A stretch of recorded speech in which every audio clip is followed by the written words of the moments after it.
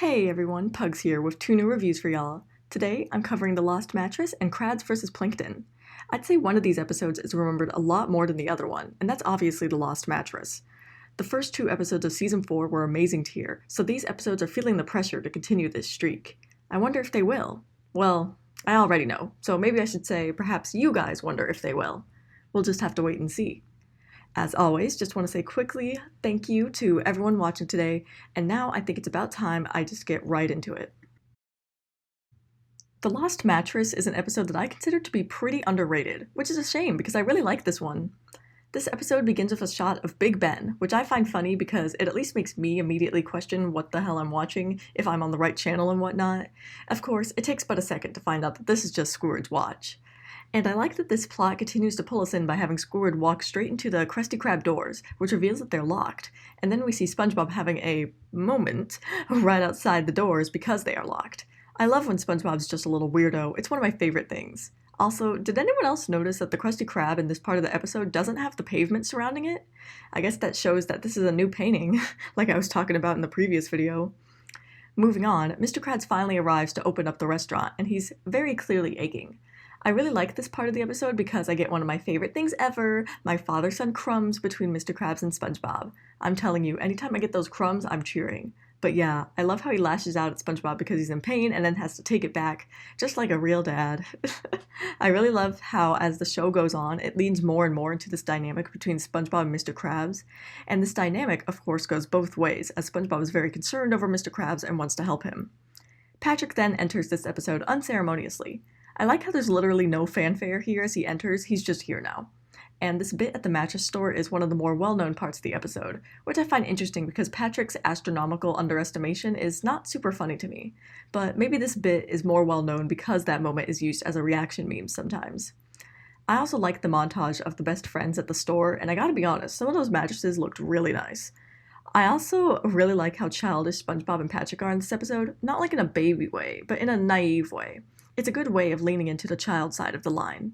I also thought that the part where they were making a card for Mr. Krabs was really cute, and I like that Squidward gets involved as well, just like SpongeBob said he would, even if the man's intentions are not as pure as SpongeBob would hope. But what I really like about this scene is how Patrick straight up calls Squidward out on his bullshit. You know, Patrick and Squidward have that interesting dynamic sometimes where SpongeBob is more of what connects them than anything, like they aren't friends, or more accurately, Patrick doesn't hold the same affection for Squidward that SpongeBob does. And because of this, Patrick will call Squidward out for doing some rude stuff. It doesn't happen very often, but when it does happen, I usually like it. The same type of thing happened in Moving Bubble Bass from much later on in the show, though of course that happened with Bubble Bass, not Squidward. The Lost Mattress is another one of those episodes that has two distinct segments, although in this case we have a pretty lengthy transition scene between the first segment and the second. And the scene in question is really good, seeing Mr. Krabs get more and more angry as he hears about what happened to his mattress, culminating with the reveal that he stuck all his money in there. I love the way that he just pounces on Squidward because that's some universal justice right there. This scene is just so freaking dramatic and it's hilarious, and it also makes complete sense that Mr. Krabs would not put his money in a bank. See what I mean about grounding humor and plots in the character traits of the characters? And speaking of humor, this episode has got some brilliant jokes, like the part where the cop is in the room and so Squidward has to stop himself from saying he's gonna murder SpongeBob, or the entirety of the more well-known B-plot / side gag of Mr. Krabs at the hospital while Squidward's Patrick and SpongeBob retrieve his mattress at the dump. This is definitely one of my favorite jokes in the whole show, and there is of course a link of it in the description for anyone who wants to revisit that scene. What a perfect representation of the United States healthcare system. While Mr. Krabs' bits are probably my favorite parts of this episode, SpongeBob, Patrick, and Squidward segments are no slouches either. There's some great slapstick in here, as well as more universal justice being doled out to Squidward, as it should be. And finally, I like how Mr. Krabs bursts onto the scene to defend his territory, so to speak, as the main plot and the side gag collide. I love SpongeBob's line here, run Mr. Krabs, run like you're not in a coma! And then of course the episode ends with the quite lovely stinger of the worm landing in Squidward's arms. Also, one last thing I wanted to point out before I sum things up is that there were some really great and beautiful backgrounds in this episode. I loved the exterior of the hospital at night, and I also thought the dump looked pretty cool too. And then when morning comes around, we get those beautiful blue, greens, and yellows that remind me of Home Sweet Pineapple or Rockabye Bivalve. Just gorgeous as always. And now to bring it all together, The Lost Mattress is a really enjoyable episode with some clever and hilarious gags. I also think that it's interesting that this episode manages to have a B plot for a good portion of it, as that's not a usual occurrence in this show. I'll just chalk it up as influence from the movie, even though it's definitely not, but it's my channel and I can say whatever I want. And yeah, the B plot is more of a side running gag than anything, but it still counts to me. This episode is definitely better in its first half than its second half, but I still enjoy all of it through and through. A worthy addition to my amazing tier, where it comes in with a score of 9.2 out of 10. For today's second episode, we've got my favorite court procedural, Law and Order. Wait, no. How to Get Away with Murder. Not that either. Scandal? Yeah, that's not even a courtroom drama. Okay, I'll get serious now.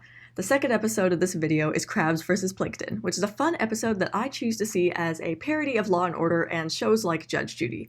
I also think that this episode shows that Plankton has become a main character, considering that in Season 3, he appeared like 3 times, and in this season, we've already got 2 episodes with him, and this is episode 4 of the season in total.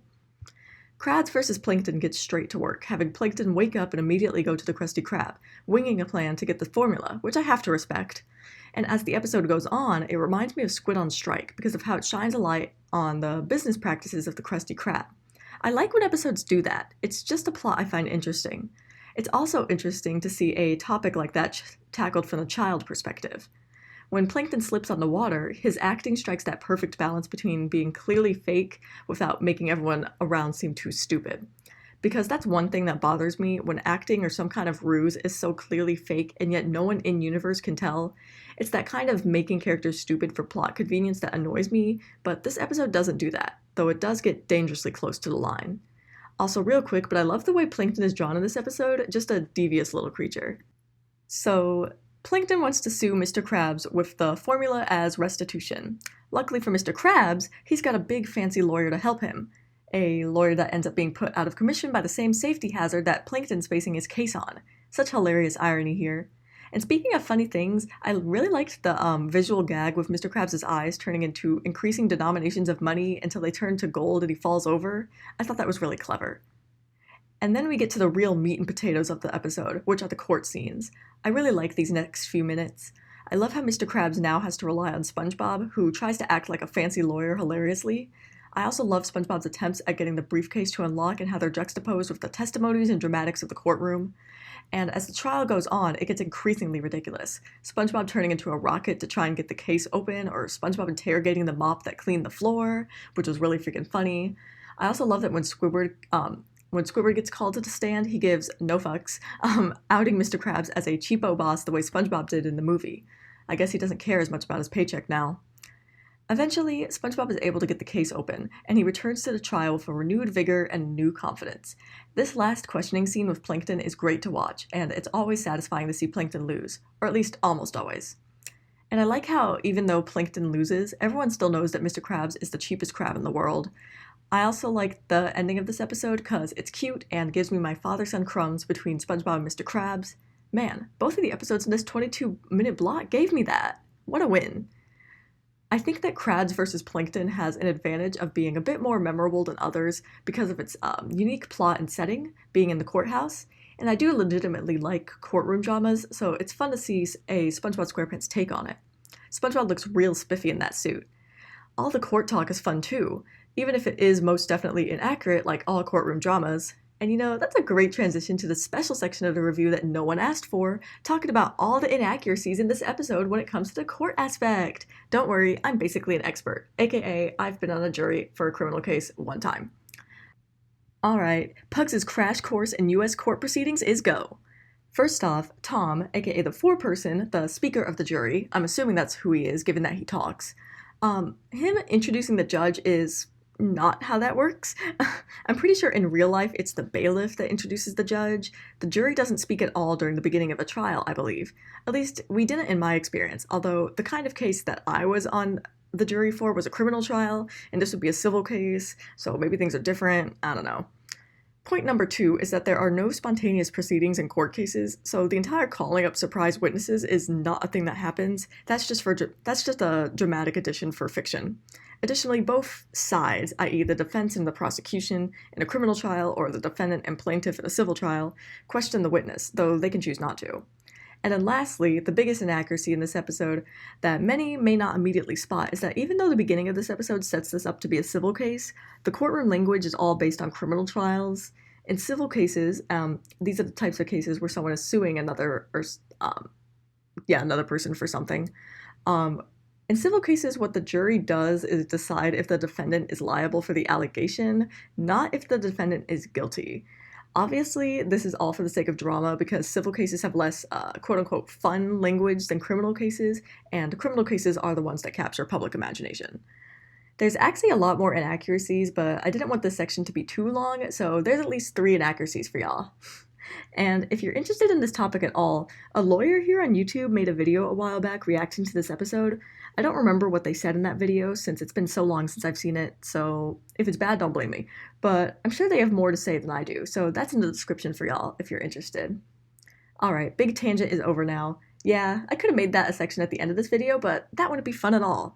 So I guess I should just be clear and say that none of that tangent has anything to do with how I feel about this episode. It's just thoughts that I think when watching. So to actually sum up my thoughts on Krabs versus Plankton, I really enjoyed this episode. I've legitimately got no problems with it. It's simply a fun court drama parody, and I think the execution of this parody is really good. And I think the choice of parody here really makes the episode appeal to me since I do enjoy those kinds of shows. There really isn't much else for me to say other than the rating, and the rating is that this episode is in my amazing tier where it comes in with a score of 9 out of 10. As always, gotta end this video with some closing thoughts of mine. I mentioned this briefly, but I've realized that both the Lost Mattress and Krabs vs. Plankton have my father-son crumbs between Mr. Krabs and SpongeBob. Also, that's literally every single episode this season so far featuring Mr. Krabs in some capacity. Very, very interesting. That is a trend this show takes, the Krusty Krab and thus Mr. Krabs becoming more prominent in the show. Not that they were ever not prominent, but I think that they start appearing more. I should cross-reference that in the wiki, and so I can actually, say it with confidence if that happens or not. Also, yeah, I know, 4 amazing episodes in a row? Hopefully I haven't lost my credibility as a reviewer. But seriously, what can I say? Season 4 came out the gate swinging. I will say, though, that this streak is going to be coming to an end very soon, and a streak like this will not happen at any other point this season, though there is one time it comes close. Those are the only spoilers I'll give y'all. If you really want to know, you can check the forum, since I'm always linking it in the description. Or you could just wait, but where's the fun in that? Alright, I think that's enough out of me today, so I'm gonna close things out here, and I'll see y'all in the next review.